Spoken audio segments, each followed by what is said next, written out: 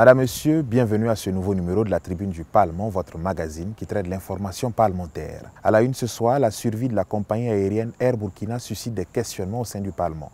Les députés veulent comprendre la situation qui y prévaut, les difficultés, la gestion et les mécanismes envisagés par le gouvernement pour la relance de la compagnie. Les détails en cours d'édition. Ultime hommage au Dr Bognissan Arsène, ancien président de l'Assemblée des députés du peuple, décédé le 30 janvier dernier à Casablanca au Maroc des suites de maladies. Autorités politiques, civiles et militaires ont effectué le déplacement du Parlement pour se recueillir une dernière fois sur la dépouille de l'illustre disparu dans un cérémonial ponctué d'hommages et de témoignages à la hauteur de l'homme qui aura servi dignement sa patrie. Le point tout à l'heure dans ce numéro.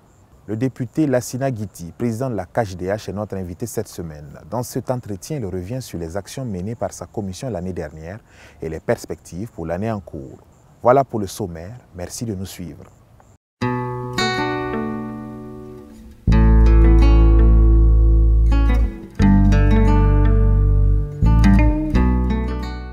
On débute cette émission au pied du perron du Parlement, où le président de l'Assemblée législative de transition, le Dr Ousmane Bougouma, a présidé le 5 février dernier la traditionnelle montée des couleurs nationales. C'était en présence de députés et du personnel administratif.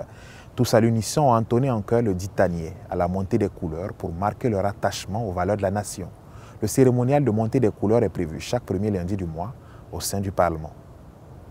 Je vous l'annonçais en titre, les députés membres de la Commission du développement durable s'interrogent sur l'avenir de la compagnie aérienne Air Burkina. Ils ont à cet effet auditionné le ministre en charge des Transports pour s'informer sur la gestion de cette compagnie aérienne et les solutions envisagées par son département afin d'insuffler une nouvelle dynamique de relance d'Air Burkina. Les détails dans ce compte rendu signé Idrissa Warga et Agada Judith Chimadi. L'avenir de la compagnie Air Burkina ici discuté entre les députés de la Commission du développement durable, la CDD, et le ministre des Transports, de la Mobilité urbaine et de la Sécurité routière. Face aux députés de la CDD, le ministre Roland Somda égrène les difficultés qui entravent les performances de la compagnie, les causes et les conséquences de la situation actuelle de Air Burkina, ainsi que les éventuelles perspectives. Ce qui plombe la compagnie, c'est surtout sa dette, une dette essentiellement locative, contractés lors de ces 5 dernières années à travers des contrats qui n'ont pas été bien encadrés pour que ça puisse être profitable au Burkina Faso. Un exercice qui aura permis à la CDD de s'informer sur la gestion de cette compagnie et de faire des suggestions. Cette compagnie a besoin d'un bon financement pour pouvoir régler un certain nombre de problèmes. Nous avons fait des suggestions allant dans la mobilisation populaire. Comme vous savez, nous avons APEC actuellement. Et nous pensons que le secteur aéronautique peut être également un secteur qui peut être rentable. Et aussi, nous avons fait des suggestions au niveau de l'amélioration également de la gestion. Les commissaires de la CDD restent convaincus que la prise en compte de leurs suggestions va permettre d'insuffler une nouvelle dynamique à Air Burkina. La dépouille de l'ancien président de l'Assemblée des députés du peuple, Dr Bognissan Arsène, repose à jamais à Bagassi, sa terre natale. Bien avant, un hommage national lui est rendu au regard de son rang et du service rendu à la nation. Autorités politiques, civiles et militaires ont fait le déplacement au Parlement pour rendre un dernier hommage à l'illustre disparu. Des moments de vive émotion et de reconnaissance relatés dans ce compte rendu d'Anatole Nakoulma et d'Alizeta Nakanabo Kwanda.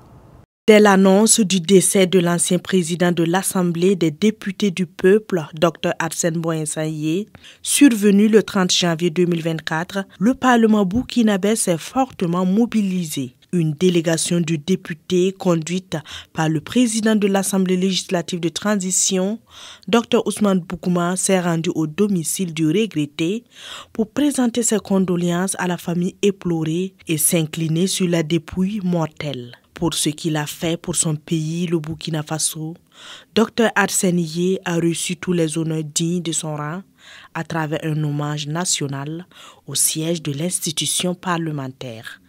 C'est un homme que j'ai connu par son travail bien fait, surtout, et il avait la vision. Il nous disait chaque fois, travailler, c'est pour le peuple. Ne cherchez pas à avoir des récompenses. Travaillez et on verra la suite. C'est ce que je retiens de lui. Et c'est une grande perte pour nous. Parce qu'il est parti au moment où on a besoin de lui. Parce qu'on devait apprendre, plus apprendre de lui. Parce qu'il était disponible et savoir écouter. Il a été un bon président pour nous. Vraiment, je souhaite de tout cœur qu'il repose en paix, que la terre libre du Burkina lui soit légère. C'est à Bagassi que repose désormais l'illustre disparu. Ici également, la représentation nationale a marqué son soutien indéfectible à la famille de l'ancien président Arsène Boinsan-Yé en effectuant le déplacement à Bagassi. J'ai été très touché d'abord par la décision de lui rendre hommage. Je profite du micro pour en tout cas remercier le docteur Ousmane Bougouma, président de l'Assemblée législative de transition, pour toutes les commodités qu'il a eues à l'endroit du défunt, pour son hommage et à l'endroit de la famille tout entière. Les députés saluent ses œuvres au profit du développement et du renforcement de l'état de droit et de la démocratie.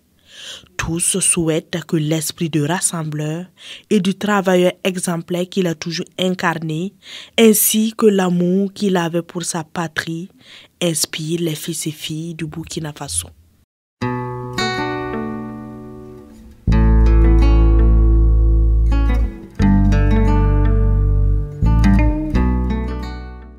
La Commission des affaires générales, institutionnelles et des droits humains, la CAGDH, est l'une des 5 commissions générales à l'Assemblée législative de transition. Au cours de l'année dernière, cette commission a mené plusieurs activités aussi bien législatives que non législatives. Pour faire le bilan des actions menées et les perspectives envisagées, nous recevons dans ce numéro l'honorable Lassina Guiti, président de la CAGDH. C'est au micro d'Axel Nicole Yaro. Bonjour Président. Bonjour Madame. L'année 2023 a été une année très active pour votre commission. Parlez-nous globalement des activités que la CAGDH a menées. L'essentiel des lois qui portent les réformes, aussi bien administratives que politiques, passe par notre commission. Dès le début de l'année, notre commission a connu au fond de la loi portant promotion de la méritocratie dans l'administration publique. Notre commission a également connu du fond de la loi portant promotion immobilière au Burkina Faso. Récemment, notre commission a également connu de la loi constitutionnelle modificative. Courant l'année 2023, nous avons connu au total 77 dossiers, qu'ils soient les dossiers où nous sommes saisis au fond ou encore les dossiers où nous sommes saisis pour avis. Plusieurs activités diverses ont été menées en dehors de vos activités législatives. Parlez-nous de ces activités, s'il vous plaît. Il y a d'autres fonctions également qui sont dédiées aux députés. Il y a par exemple le contrôle de l'action gouvernementale. Et dans ce cas, nous avons auditionné le ministre de la Justice à la suite d'une mission d'information parlementaire que nous avons conduite dans cette région du Burkina Faso et qui s'est intéressée aux conditions de détention dans nos prisons et dans nos cellules de garde à vue. Nous lui avons transmis les recommandations des députés qui, normalement mises en œuvre, devaient contribuer à améliorer les conditions de détention parce que, comme on l'a dit, les prisons sont construites par les Burkinabés, pour les Burkinabés et donc pour nous tous. En parlant des recommandations, quelles sont les recommandations formulées par la CAGDH? Nous avons vu que la quasi-totalité des prisons que nous avions visitées étaient surpeuplées. Donc, lorsque nous avons appelé les ministres pour qu'ensemble on en discute, nous avons recommandé par exemple qu'il soit promis une justice alternative, par exemple la médiation pénale. Et on a rencontré des personnes qui sont incarcérées. On pouvait résoudre le problème sans forcément passer par leur incarcération. Ou encore que les députés travaillent sur une proposition de loi pour qu'ensemble on puisse résoudre ce problème. Nous avons vu également que les conditions d'hygiène dans certaines prisons devaient être revues et nous avons formulé des recommandations dans ce sens. Dans la plupart des prisons que nous avons vues, les personnes handicapées par exemple ne sont pas prises en compte. Et nous avons recommandé qu'on puisse tenir compte de tous les Burkinabés lorsque viendra le moment de réfectionner les prisons ou encore de construire de nouvelles prisons. Nous sommes également intéressés à la problématique des enfants en prison et à la problématique des femmes également en prison. Nous avons vu qu'il y avait des prisons où les quartiers pour enfants n'étaient pas opérationnels, alors que malheureusement, il arrive que des enfants commettent des infractions à la loi pénale. Est-ce que vous estimez que la CAGDH a atteint ses objectifs de l'année 2023? Oui, nous estimons que la CAGDH a plus qu'atteint ses objectifs de l'année 2023 parce que toutes les lois pour lesquelles la CAGDH a été saisie au fond ont été traitées comme il se doit et nous avons présenté les dossiers en plénière avec un rapport bien rédigé et bien présenté, et les lois avec quelques amendements sont passées. Il y a également que le travail en commission s'est très bien passé. Et que prévoit la CHDH pour l'année 2024? De façon naturelle, toutes les lois pour lesquelles nous sommes saisis et au fond et pour avis seront analysées avec la plus grande rigueur. Déjà, la CHDH est la première commission à être saisie pour l'année 2024. Et nous sommes saisis par exemple pour connaître de la loi portant entrée et sortie des Burkinabés et des étrangers du territoire et nous sommes en train de travailler sur cette loi. En plus de ça, la CHDH prévoit également d'aller voir comment fonctionnent les tribunaux départementaux et les tribunaux d'arrondissement. Merci beaucoup, Président, d'avoir répondu à nos questions. Merci.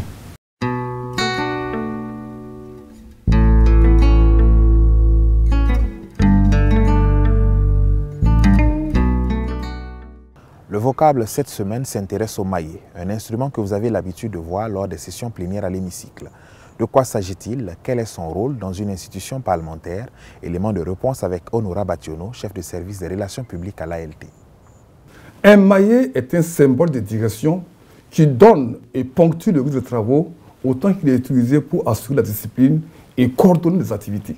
Le maillet est donc un marteau avec une tête en forme de tonneau en bois dur. Généralement, quelquefois, ça se présente en caoutchouc. À l'hémicycle, le maillet est omniprésent dans les débats parlementaires jusqu'à l'adoption de la loi. Il est présent au début de la loi, tout le long des débats parlementaires et à la fin de la séance plénière. En effet, au début d'une plénière, lorsque le président déclare la séance ouverte, cela est matérialisé par le geste simple qu'il fait en frappant le maillet sur son socle. Ce geste qu'il accomplit ainsi certifie le début officiel de la rencontre, c'est-à-dire l'ouverture de la plénière. En plein débat, les articles mis aux voix se terminent par le gong du maillet qui vient certifier la décision prise par les députés. À la fin des travaux, le président met un terme à la plénière en frappant le maillet. Nous pouvons conclure en disant que le maillet utilisé par le président des séances donne force aux décisions qui sont prises par les députés dans l'hémicycle. Voilà qui met fin à ce numéro que j'ai eu du plaisir à vous présenter. Merci de l'avoir suivi. N'oubliez pas que le but de la vie, ce n'est pas l'espoir de devenir parfait. C'est la volonté d'être toujours meilleur. À très bientôt pour de nouvelles informations parlementaires.